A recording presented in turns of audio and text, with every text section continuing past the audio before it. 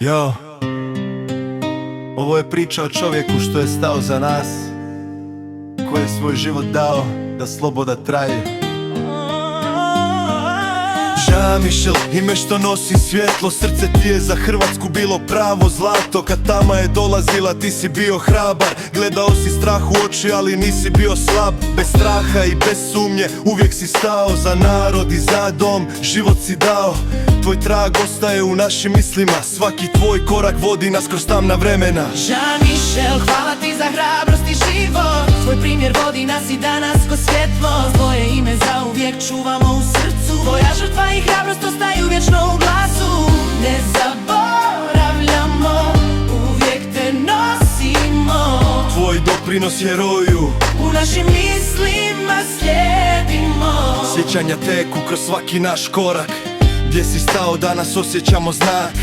Tvoja hrabrost u molitvi i djelu pokazuje nam put, svjetlo u svakom svjetlu. Nije bilo lako, nisu svi bili s tobom, ali ti si bio vođa, primjer hrabrom. Danas kad vidimo mir što stoji, znamo tko je dao život da sloboda se broji. Jean-Michel, hvala ti za hrabrost i život, tvoj primjer vodi nas i danas ko svjetlo. Tvoje ime zauvijek čuvamo u srcu, tvoja žrtva i hrabrost ostaju vječno u glasu. Ne zaboravljamo, uvijek te nosimo, tvoj doprinos heroju u našim mislima slijedimo. Jean-Michel, hvala ti, Jean-Michel, hvala ti, tvoj trag ostaje tvoje ime sjaji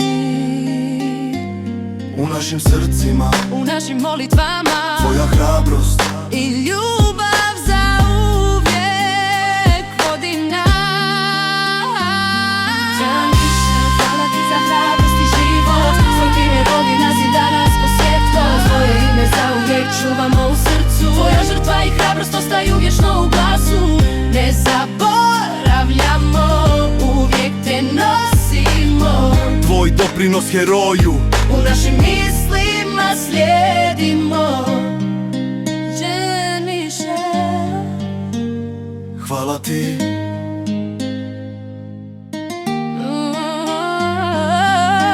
tvoj trag ostaje, tvoje ime sjaj u našim srcima, u našim molitvama. Tvoja hrabrost i ljubav zauvijek vodi nas.